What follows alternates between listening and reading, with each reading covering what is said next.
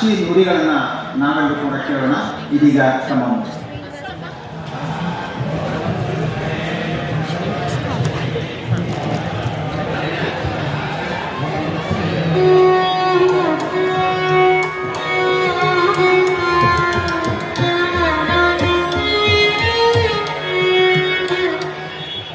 ಶ್ರೀ ನಮಾಮಿ ಭಗವತ್ಪಾದಶಂಕರಂ ಲೋಕಶಂಕರಂ.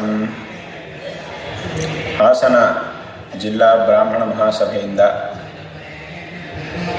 ವಿಶ್ವ ಹಿತ ಚಿಂತಕರ ಸಮಾವೇಶವನ್ನು ಆಯೋಜನೆ ಮಾಡಿ 2ನೇ ವರ್ಷದ ಇದರ ಒಂದು ವಿಶೇಷ ಸಮ್ಮೇಳನವನ್ನು ಮಾಡುತ್ತಾ ಈ ಒಂದು ಸಂದರ್ಭದಲ್ಲಿ ಎಲ್ಲ ಬ್ರಾಹ್ಮಣರು ವಿಶೇಷವಾಗಿ ಪ್ರತಿನಿತ್ಯ ಅನುಷ್ಠಾನ ಮಾಡುವಂತಹ ಗಾಯತ್ರಿ ಮಹಾಮಂತ್ರದ ಕೋಟಿ ಜಪವನ್ನು ಮಾಡಿ ಅದರ ದಶಾಂಶವನ್ನು ಅಂದರೆ 10 ಲಕ್ಷ ಸಂಖ್ಯೆಯಲ್ಲಿ ಹೋಮವನ್ನು ಮಾಡಿ ಈ ಸಂದರ್ಭದಲ್ಲಿ ಸಮಸ್ತ ಬ್ರಾಹ್ಮಣ ಸಮಾಜ ಮತ್ತು ಇದರ ಮೂಲಕ ಸಮಸ್ತ ಪ್ರಪಂಚದ ಒಂದು ಹಿತಕ್ಕಾಗಿ ಈ ಒಂದು ಅನುಷ್ಠಾನವನ್ನು ಮಾಡುವುದಲ್ಲದೆ ಈ ಸಂದರ್ಭದಲ್ಲಿ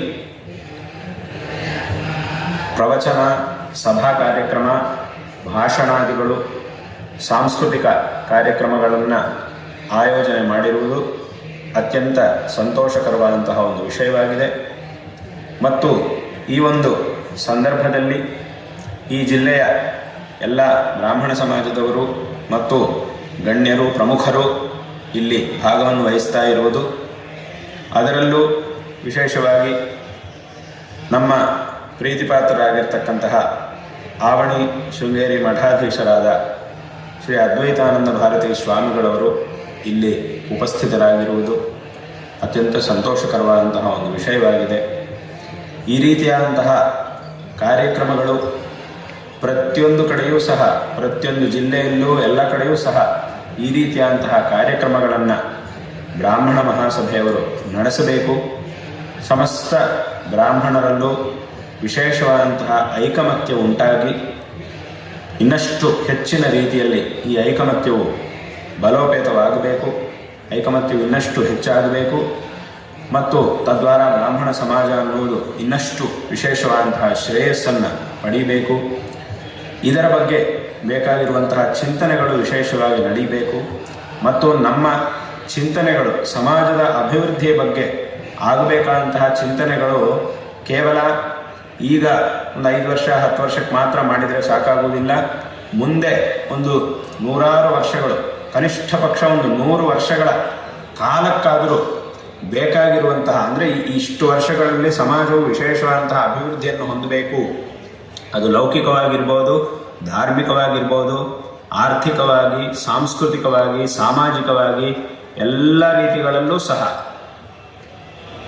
ಈ ವಿದ್ಯೆ, ಈ ಸಮಾಜವು ಹೇಗೆ ಅಭಿವೃದ್ಧಿಯನ್ನು ಪಡೀಬೇಕು ಅನ್ನುವಂತಹ ವಿಚಾರಗಳನ್ನು ಈಗಲೇ ಯೋಚನೆ ಮಾಡಬೇಕಾದದ್ದು ಅತ್ಯಂತ ಅವಶ್ಯಕವಾಗಿದೆ. ಲೌಕಿಕವಾದಂತಹ ಸ್ಥಿತಿಯಲ್ಲೂ ಬ್ರಾಹ್ಮಣರು ಅತ್ಯಂತ ದೃಢರಾಗಬೇಕು. ಎಲ್ಲ ರೀತಿಯಲ್ಲೂ ಸಹ ಶೈಕ್ಷಣಿಕವಾಗಿ, ಆರ್ಥಿಕವಾಗಿ, ಸಾಂಸ್ಕೃತಿಕವಾಗಿ, ಧಾರ್ಮಿಕವಾಗಿ, ಸಾಮಾಜಿಕವಾಗಿ ಎಲ್ಲ ರೀತಿಯಲ್ಲೂ ಸಹ ದೃಢವಾಗಿ ಆಗುವಂತಹ, ಬೆಳೆಯುವಂತಹ ಒಂದು ಚಿಂತನೆಗಳನ್ನು ಖಂಡಿತವಾಗಿಯೂ ಮಾಡಬೇಕು. ಇದು ಈಗಿನ ಕಾಲದಲ್ಲಂತೂ ಅತ್ಯಂತ ಅವಶ್ಯಕವಾಗಿದೆ. ನಾವು ಕೆಲವೆಲ್ಲ ಕೇಳ್ತಾ ಇರ್ತೀವಿ, ಎಲ್ಲೆಲ್ಲೋ ಏನೇನೋ ಅನರ್ಥಗಳು ನಡೀತಾ ಇರುವುದನ್ನು ನಾವು ಕೇಳ್ತಾ ಇರ್ತೀವಿ. ಕೇಳಿದಾಗ ಇವತ್ತಿನ ದಿವಸ ತುಂಬ ಜನ ಉದಾಸೀನವಾಗಿರ್ತಾರೆ. ಏನು ಅಂತಂದರೆ ಅಲ್ಲೆಲ್ಲೋ ತಾನೇ ನಡೀತಾ ಇದೆ, ನಮಗೇನು, ನಾವೆಲ್ಲ ಚೆನ್ನಾಗಿದ್ದೀವಿ ಅಂತ ತುಂಬ ಜನ ಯೋಚನೆ ಮಾಡ್ತಿರ್ತಾರೆ. ಆದರೆ ಇದೇ ಯೋಚನೆಯನ್ನು ತುಂಬ ವರ್ಷಗಳ ಹಿಂದೆ ಇವತ್ತಿನ ದಿವಸ ಎಲ್ಲಿ ಅನರ್ಥಗಳು ನಡೀತಾ ಇವೆಯೋ ಅಲ್ಲಿದ್ದವರು ಸಹ ಇದೇ ರೀತಿಯಾಗಿ ಒಂದು ದಿವಸ ಯೋಚನೆ ಮಾಡ್ತಾ ಇದ್ರು ಒಂದು ಕಾಲದಲ್ಲಿ. ಆದರೆ ಅವರೆಲ್ಲ ಒಂದು ಕಾಲದಲ್ಲಿ ಚೆನ್ನಾಗಿದ್ದರು. ತದನಂತರ ಕಾಲದಲ್ಲಿ ಆ ಪರಿಸ್ಥಿತಿಗಳು ತುಂಬ ಬದಲಾಗಿ ಅದಕ್ಕೆ ಬೇಕಾಗಿರುವಂತಹ ಪ್ರತೀಕಾರವನ್ನು, ಅಂದರೆ ಅದಕ್ಕೆ ತಯಾರಾಗಬೇಕಾದಂತಹ ರೀತಿಯನ್ನು ಅನುಸರಣೆ ಮಾಡದೇ ಇರುವುದರಿಂದ ಇವತ್ತಿನ ದಿವಸ ತುಂಬ ತೊಂದರೆಯನ್ನು ಅನುಭವಿಸ್ತಾ ಇದ್ದಿದ್ದನ್ನು ನಾವು ಅನೇಕ ಕಡೆಗಳಲ್ಲಿ ನೋಡ್ತಾ ಇದ್ದೀವಿ. ಹಾಗಾಗಿ ಇವತ್ತಿನ ದಿವಸ ನಾವು ಚೆನ್ನಾಗಿದ್ದೀವಿ, ಇದೇ ರೀತಿಯಾಗಿ ಚೆನ್ನಾಗಿರಬೇಕು ಸದಾಕಾಲ ಅಂತಂದರೆ ಅದಕ್ಕೆ ಖಂಡಿತವಾಗಿಯೂ ಮಾಡಬೇಕಾದಂತಹ ಯೋಚನೆಗಳನ್ನು ಈಗಲೇ ಖಂಡಿತವಾಗಿಯೂ ಯೋಚನೆ ಮಾಡಿ, ಒಂದು ಒಳ್ಳೆಯ ಯೋಚನೆಗಳನ್ನು ಮಾಡಿ ಅದರಿಂದ ಒಳ್ಳೆಯ ಯೋಜನೆಗಳನ್ನು ರೂಪಿಸಿ ತನ್ಮೂಲಕ ಈ ಸಮಾಜದ ಬ್ರಾಹ್ಮಣ ಸಮಾಜದ ಅಭಿವೃದ್ಧಿಗಾಗಿ ಪ್ರತಿಯೊಬ್ಬರೂ ಸಹ ಕಟಿಬದ್ಧರಾಗಬೇಕು ಅನ್ನುವಂತಹ ಒಂದು ವಿಷಯವನ್ನು ಈ ಸಂದರ್ಭದಲ್ಲಿ ಎಲ್ಲರಿಗೂ ಸಹ ಹೇಳಬಯಸ್ತಾ ಇದ್ದೇವೆ. ಈ ರೀತಿಯಾಗಿ ನಾವು ಪ್ರಯತ್ನವನ್ನು ಮಾಡಿದರೆ, ಲೌಕಿಕವಾಗಿ ನಾವು ಮಾಡಬೇಕಾದಂತಹ ಮಾನವ ಪ್ರಯತ್ನವನ್ನೆಲ್ಲ ಚೆನ್ನಾಗಿ ಮಾಡಿದರೆ ಅದಕ್ಕೆ ಆ ದೇವರ ಅನುಗ್ರಹ, ಆ ಜಗನ್ಮಾತೆ ಗಾಯತ್ರಿ ಅಮ್ಮನವರ, ನಮ್ಮ ಉಪಾಸ್ಯ ದೇವತೆಯಾಗಿರ್ತಕ್ಕಂತಹ ಗಾಯತ್ರಿ ಅಮ್ಮನವರ ಅನುಗ್ರಹವೂ ಸಹ ಜೊತೆಯಾಗಿ ಪ್ರಾಪ್ತವಾಗಿ ಇದು ಪ್ರಯತ್ನ ಖಂಡಿತವಾಗಿಯೂ ಸಫಲ ಆಗುತ್ತೆ ಅನ್ನುವಂತಹ ಒಂದು ವಿಷಯವನ್ನು ಈ ಸಂದರ್ಭದಲ್ಲಿ ಎಲ್ಲರಿಗೂ ಸಹ ಹೇಳಬಯಸ್ತಾ ಇದ್ದೇವೆ.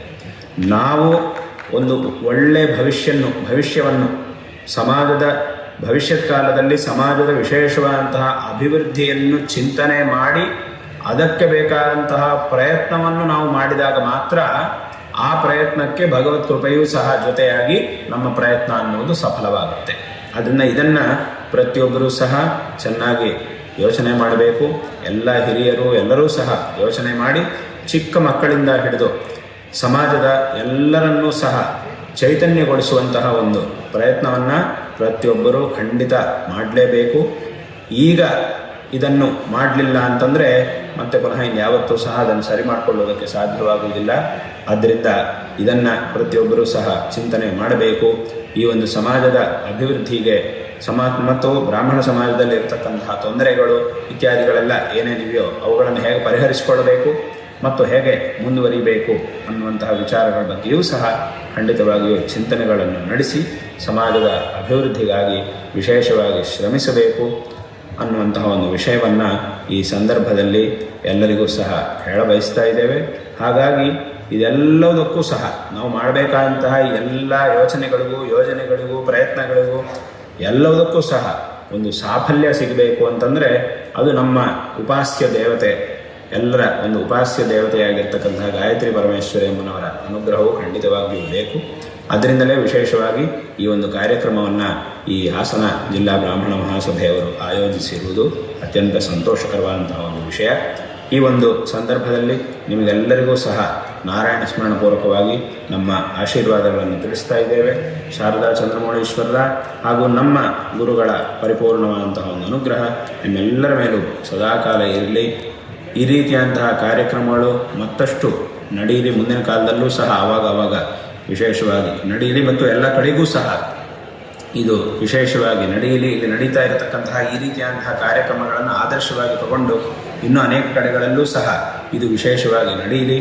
ಈ ಹಿಂದೆಯೂ ಸಹ ವಿಶೇಷವಾಗಿ ಬ್ರಾಹ್ಮಣ ಮಹಾಸಭೆಯ ಒಂದು ಮಹಾಸಮ್ಮೇಳನ ಆಯೋಜನೆ ಆಗಿರುವಾಗ ಒಂದು ಕಡೆ ಹೀಗೆ ಆಯೋಜನೆ ಆದಾಗ ನಾವು ಸಹ ಆ ಸಂದರ್ಭದಲ್ಲಿ ಇದನ್ನೇ ಹೇಳಿದ್ವಿ. ಏನು ಅಂತಂದರೆ ಎಲ್ಲ ಕಡೆಯೂ ಸಹ ವಿಶೇಷವಾಗಿ ಪ್ರತಿ ವರ್ಷವೂ ಒಂದು ಗಾಯತ್ರಿ ಅನುಷ್ಠಾನವು ಸಾಮೂಹಿಕವಾಗಿ ನಡೆಯಬೇಕು.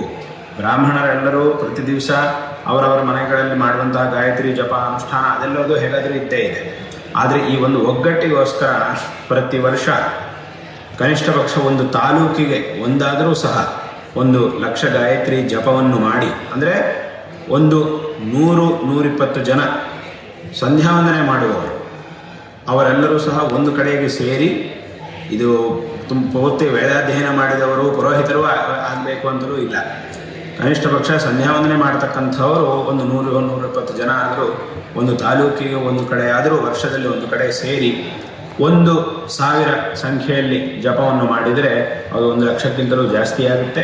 ತದನಂತರ ಅವತ್ತೇ ಒಂದು ಹೋಮವನ್ನು ಸಹ ಆಯೋಜನೆ ಮಾಡಿ ಆ ಒಂದು ಹೋಮವನ್ನು ಸಹ ಪುರೋಹಿತರು ವಿಶೇಷವಾಗಿ ಆ ಹೋಮವನ್ನು ಸಹ ಮಾಡಿಸಿ ಆ ಒಂದು ದಿವಸ ಒಂದು ಸಮಾಜದ ಹಿತದ ಬಗ್ಗೆ ಒಂದಿಷ್ಟು ಚಿಂತನೆಗಳನ್ನು ಮಾಡಿ ನಂತರ ಸಮಾಜವು ಬೆಳೆಯುವ ಹಾಗೆ ಪ್ರತಿಯೊಂದು ಕಡೆಯೂ, ಅಂದರೆ ಕನಿಷ್ಠ ಪಕ್ಷ ಒಂದು ತಾಲೂಕಿಗೆ ಒಂದು ಕಡೆ ಆದರೂ ಇಡೀ ಕರ್ನಾಟಕದಲ್ಲಿ ಎಲ್ಲ ಕಡೆಯೂ ಸಹ ನಡೀಬೇಕು ಅನ್ನುವಂತಹ ಒಂದು ವಿಷಯವನ್ನು ಸಹ ಈ ಹಿಂದೆ ನಾವು ಹೇಳಿದ್ವಿ.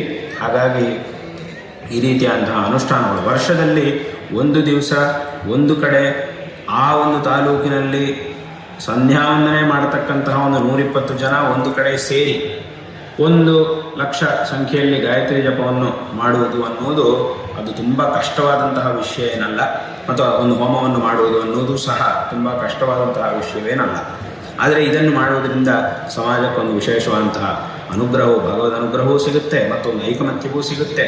ಮತ್ತು ಇದನ್ನು ಮುಂದುವರಿಸಲಿಕ್ಕೆ ಬೇಕಾಗಿರ್ತಾರೆ, ಅಂದರೆ ಇದನ್ನು ಹೀಗೆ ಮುನ್ನಡೆಸಲಿಕ್ಕೆ ಬೇಕಾಗಿರುವಂತಹ ಒಂದು ವಿಚಾರಧಾರೆಯೂ ಸಹ ಆ ಸಂದರ್ಭದಲ್ಲಿ ಮಾಡಿ ಮುಂದೆ ಹೋಗುವುದಕ್ಕೆ ಸಾಧ್ಯವಾಗುತ್ತೆ. ಅದರಿಂದ ಇಂತಹ ಕಾರ್ಯಗಳು ವಿಶೇಷವಾಗಿ ನಡೆಯಬೇಕು. ಅದರಲ್ಲಿ ಈಗ ಹಾಸನ ಜಿಲ್ಲಾ ಬ್ರಾಹ್ಮಣ ಮಹಾಸಭೆಯು ಮಾಡಿರುವಂತಹ ಈ ಕಾರ್ಯ ತುಂಬ ಪ್ರಶಂಸನೀಯವಾಗಿದೆ. ಇದೇ ರೀತಿಯಾಗಿ ಸಮಾಜವು ವಿಶೇಷವಾದಂತಹ ಅಭಿವೃದ್ಧಿಯನ್ನು ಹೊಂದಲಿ. ಈ ಹಾಸನ ಬ್ರಾಹ್ಮಣ ಮಹಾಸಭೆ ಅನ್ನೋದು ಮುಂದಿನ ಕಾಲದಲ್ಲೂ ವಿಶೇಷವಾದಂತಹ ಒಂದು ಅಭಿವೃದ್ಧಿಯನ್ನು ಹೊಂದಲಿ. ದೃಢವಾಗಿ ಇದು ನಾರಾಯಣ ಸ್ಮರಣಪೂರ್ವಕವಾಗಿ ಆಶೀರ್ವಾದಗಳನ್ನು ಮಾಡ್ತಿದ್ದೇವೆ. ಶಾರದಾ ಚಂದ್ರಮೌಳೀಶ್ವರರ ಹಾಗೂ ನಮ್ಮ ಪರಮ ಪೂಜ್ಯ ಗುರುಗಳಾದ ಜಗದ್ಗುರು ಶ್ರೀ ಶ್ರೀ ಭಾರತೀ ತೀರ್ಥ ಮಹಾಸ್ವಾಮಿಗಳವರ ಒಂದು ಪರಿಪೂರ್ಣವಾದಂತಹ ಅನುಗ್ರಹದಿಂದ ನಿಮಗೆಲ್ಲರಿಗೂ ಸಹ ಎಲ್ಲ ಶ್ರೇಯಸ್ಸುಗಳು ಲಭಿಸಲಿ. ಈ ಕಾರ್ಯಕ್ರಮದಲ್ಲಿ ಭಾಗವಹಿಸ್ತಾ ಇರತಕ್ಕಂಥವರು, ಶ್ರಮಿಸ್ತಾ ಇರತಕ್ಕಂತಹ ಎಲ್ಲ ಸದ್ಭಕ್ತರಿಗೂ ಸಹ, ಸಜ್ಜನರಿಗೂ ಸಹ ಸಕಲ ಶ್ರೇಯಸ್ಸುಗಳು ಲಭಿಸಲಿ ಎಂಬುದಾಗಿ ಆಶೀರ್ವಾದಗಳನ್ನು ಮಾಡ್ತಾ ಇದ್ದೇವೆ.